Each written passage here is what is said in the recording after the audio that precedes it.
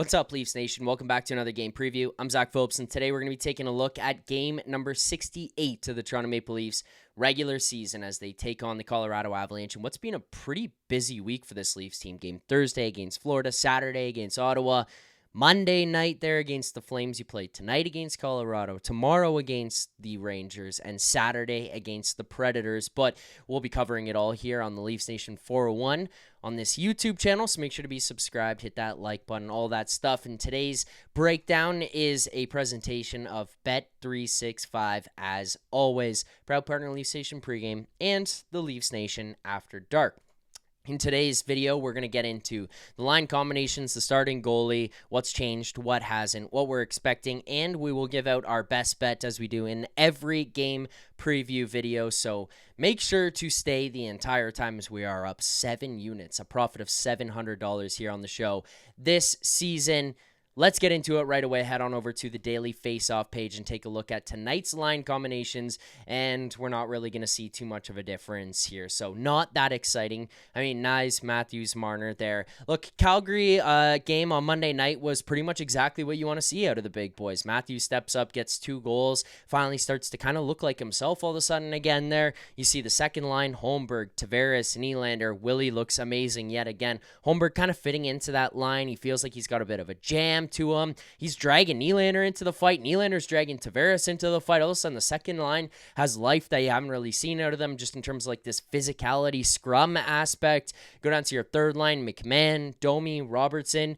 Domi all of a sudden getting hot at the right time here. Nick Robertson doing some outrageous things, slap shots after the whistle, high sticking guys and going to the box, but then making up for it by scoring goals. Like, I don't know what it is that we're getting, but Domi and Robertson, all of a sudden the guys contributing, even though it's not like McMahon was the guy that was going to sleep for a little while and not getting on the board, and then he's all of a sudden contributing here yet again.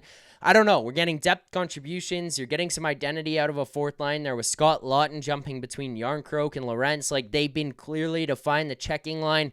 I'm not really buying into this team as a whole because it's up to the big boys to do things consistently, do it when it matters, do it when the game gets tight. But, I mean, regular season, as far as, you know, what you're looking for on a game-to-game basis, that game against Calgary on Monday night checked all the boxes from top line down to the fourth line. So you're going to run it back with those guys. I don't have any issue with any of that at all.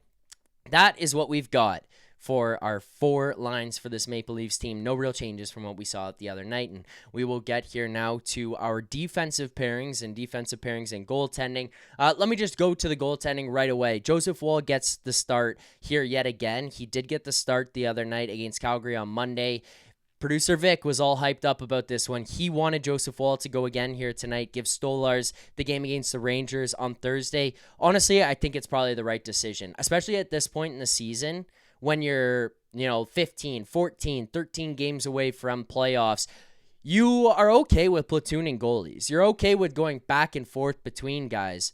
But you kind of want to see, what do you have in the guy? And can a guy get hot? And can a guy take a couple of games in a row rather than just back and forth, back and forth? Because I don't think you want to go into the playoffs going Wall game 1, Stolarz 2, Wall 3. I don't think that's what you want your plan to be. I think you'd ideally want to be like, hey, Joseph Woll, you're hot. You've got game 1. You've got game 2. Oh, you stayed hot through game 2. You got game 3. And if it doesn't work in game 3, maybe Stolarz goes in. He plays unreal through the rest of game 3. He gets game 4. Like, I don't think that's an issue. You've got 2 good goaltenders here. 2 guys who seem to be able to go back and forth off of each other well. Let them play it out. Joseph Woll, you played well against Calgary. Guess what? Colorado on Wednesday, it's your game, brother. I think he's looked fine here. Gets himself back from out of that stretch where he hadn't looked too good for a few games. Stolarz had kind of done some slumping there himself as well. Joseph Woll earns the net after the game on Monday. Got no problem with him being the guy to take over as the starter here tonight as well. So that's your goaltending. Taking a look at what you've got for defense tonight against the Colorado Avalanche.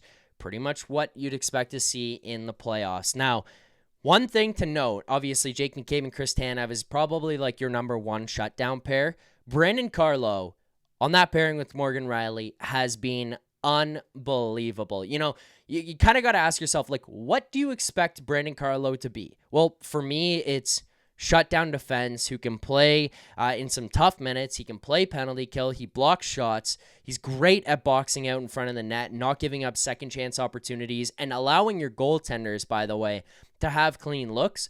And then, like, if you want to take another step back and you want to look at another statistic here, another area to kind of analyze his game, is he winning his minutes?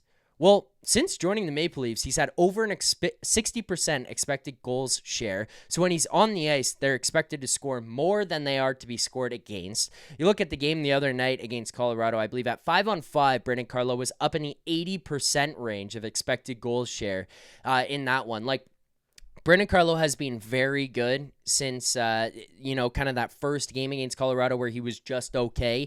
It's built up and built up and built up. Morgan Rielly, I still would like a lot more from, especially considering you've got your defensive partner now. You've got your defensive defenseman alongside of you, your big body who can, eat minutes and take up the bigger responsibilities. You got to be an offensive guy here now.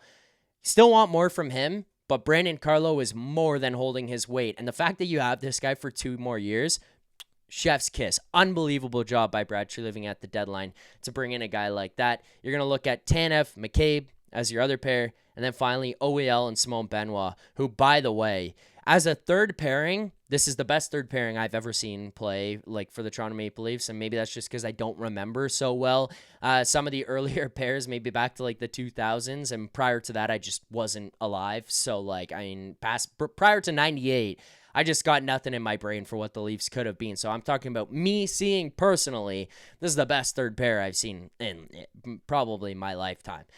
OEL and Benoit, I'm just talking about consistency, talking about some bite, some jam to their game. These guys have some fire in them. Every time you go out there, it's Simone Benoit who's like chasing guys down, hunting guys after the whistle, getting in scrums. OEL's involved in it too. OEL's playing a physical game. Great first pass out of the zone, can join the offense, can get up ice pretty well. Like, pretty good stuff from what a third pairing is. And honestly, if it's going to come down to them to win you games in a series, and it's going to come down to them to make swing moments and stuff like that, if you're relying upon them, I mean, you're in a pretty crappy spot already. But if they can be guys who can just chip in here and there and help out and not hurt the team, I think the Leafs are pretty well set up from a defensive side of things. So that's what you've got for your defensive pairings tonight. Now, with that said, let's get to our final segment of the pregame video, and that would be our best bets. Breaking news from Bet365, where every nail-biting overtime win is a barn burner, every face-off, hat-trick, power play, shot on goal, penalty shot, and every suspenseful minute in between is amazing.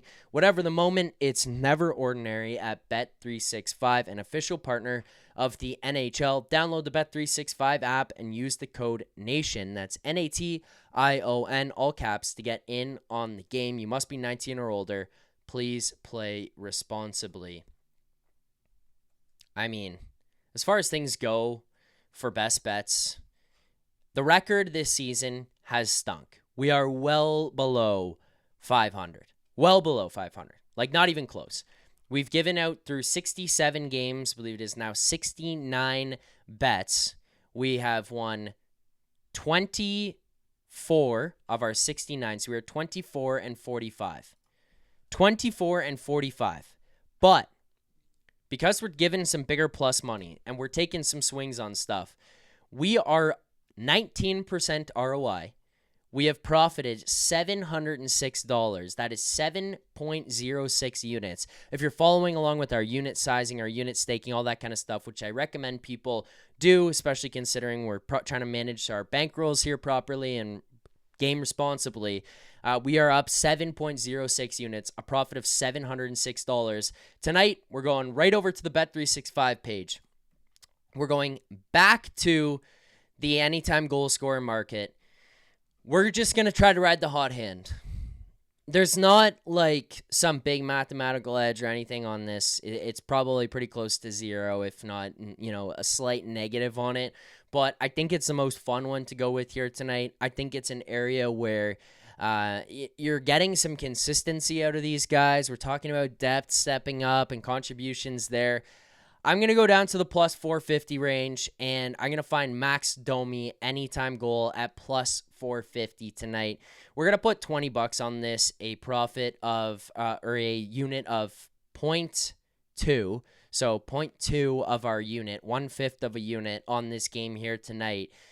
Look, Max Domi at plus 450, I think is just probably around where he should be spot. Like, this is a proper number for Max Domi, but it's a fun one, and it's an area that I want to root for him. It's an area that I'm happy with jumping in at that number. I don't think we're getting ripped off. Do I think it's the best? No, I don't think it's like the best bet we've given out all the season. Not the most confident, hence why we're giving out 0.2 or a $20 bet. It profits you $90 here tonight. I think it's fun. I think it's a good spot, and I don't think we're getting absolutely ripped off. So that is my favorite bet for tonight's game, my best bet for tonight's game. Max Domi, anytime goal scorer. If you do like it, make sure to hit that like button. If you're watching on Twitter, like this video, repost it, share it with people. I also want to know, are you tailing it? Are you fading it? Do you have your own best bet? Do you have your own predictions for tonight's game? I look forward to hearing all of those. That's going to do it for me on today's pregame video. I will be back following tonight's game immediately after puck drop around 9:45 Eastern time right here on this channel for another edition of Leafs Nation After Dark. Thank you guys for watching. Thank you for supporting. Make sure to hit that subscribe button. We'll see you guys tonight. Until then, keep believing. For more content just like this, including game previews, post-game live shows, Leafs Morning Take Monday through Friday with Nick Alberga and Jay Rosehill with special guests, as well as instant reaction videos, make sure to be subscribed here to the Leafs Nation YouTube channel. Turn on notifications so you don't miss anything, and drop a like.